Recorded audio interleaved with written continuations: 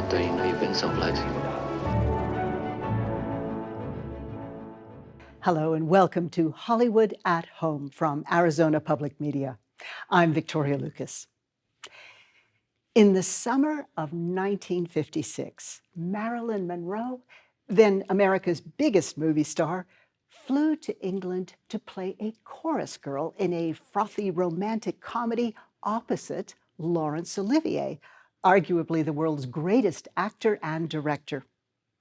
Their clashing personalities and acting styles made The Prince and the Showgirl a famously tumultuous shoot. Tonight's comedy drama, My Week with Marilyn, tells that story from the point of view of Colin Clark, a young man who brashly talked his way onto the production as a lowly third assistant, then ended up escorting Monroe around swinging London during a week's hiatus in the production. Screenwriter Adrian Hodges adapted Clark's memoir about this experience and turned it into a brilliant script. And the film was shot on historic locations in London and at Pinewood Studios, where The Prince and the Showgirl had been filmed, including the same dressing room Monroe had used more than 50 years earlier.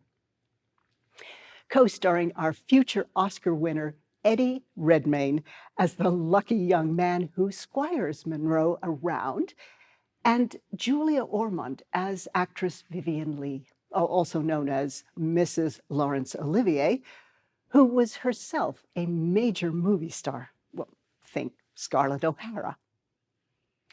The supporting cast is an absolute who's who of great British actors, including Judi Dench, Derek Jacobi, Dougray Scott, Toby Jones, and young Emma Watson in her first film following an 11-year run in the Harry Potter movies.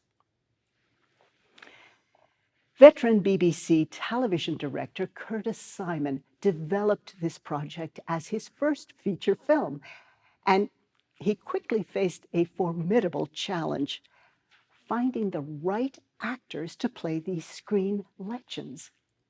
As he said, I knew if the movie couldn't deliver a credible Marilyn and Olivier, we would be dead in the water.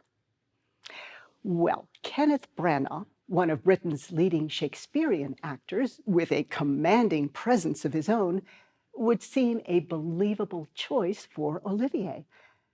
But Branagh was hesitant about the idea, saying, "True, I have been compared to him in the past for playing the parts he's had, but that's not the same thing as playing the man himself. That could be a bloody disaster." But then once the script was ready, he read it and discovered that the story wasn't a sort of semi-documentary biopic. Instead, he could create a real character rather than just doing an impersonation, ensuring that Olivier would be seen as a person, not an icon. Choosing Marilyn might seem a more difficult proposition because her image is so indelibly etched in audiences' minds. But Simon knew exactly who should play the role: two-time Oscar nominee Michelle Williams. In fact, she was the only actress he approached. And as soon as she read the script, she knew she wanted to do it. But after accepting, as she said, the terror set in. I didn't want to mimic Monroe. I needed to find her soul.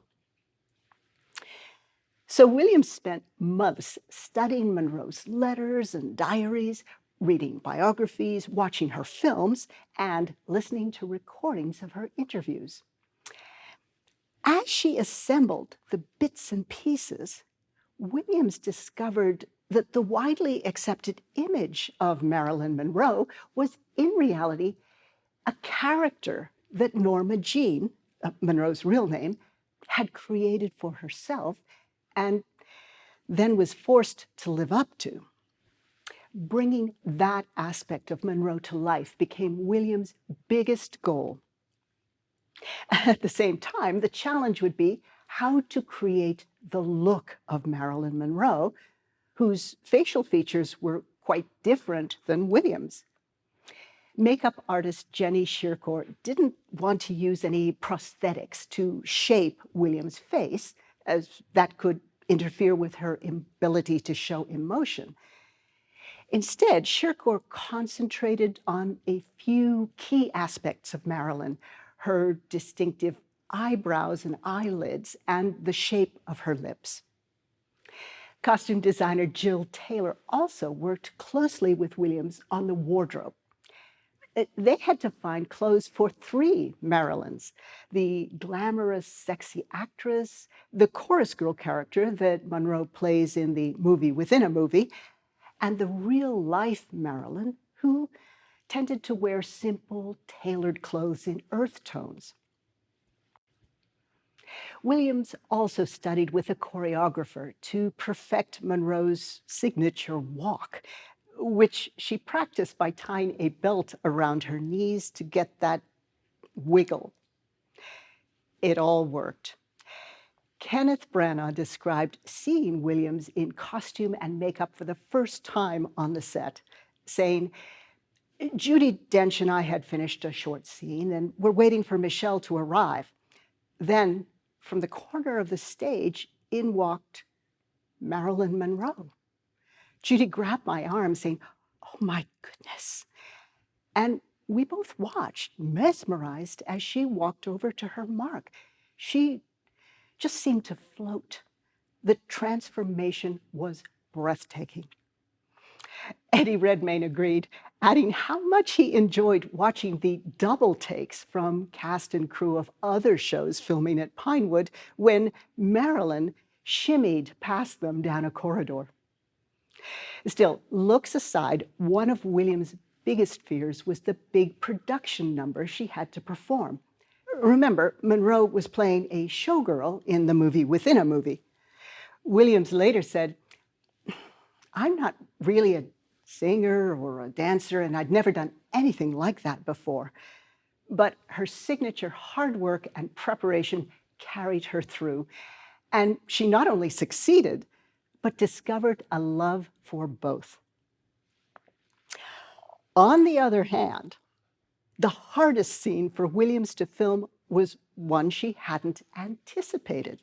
Now, no spoiler here, but it involved going for a swim with her young escort in a beautiful lake on what appears to be a glorious English summer day.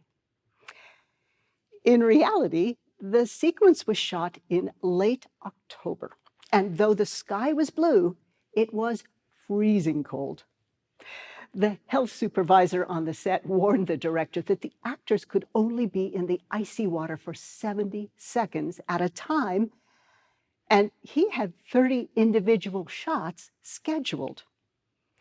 As Curtis later said, "I'm a director who admires actors, but I have never admired actors so much as those two going into that water." Williams laughed. "I'm from Montana, so I'm pretty hardy, but that one, I can't remember ever being that cold." And co-star Eddie Redmayne later admitted, "I actually have little memory of the scene. It was so miserable." Williams summed it up, "Sometimes half of acting is ignoring the elements." Well, she must have ignored the cold because the warmth of her performance brought her third Oscar nomination, along with Kenneth Branagh earning his fifth. So now please sit back and enjoy this fairy tale about the ordinary boy who gets the girl of his dreams, if only for a week, and an intimate look at two of Hollywood's most enduring screen legends. From 2011, it's My Week with Marilyn.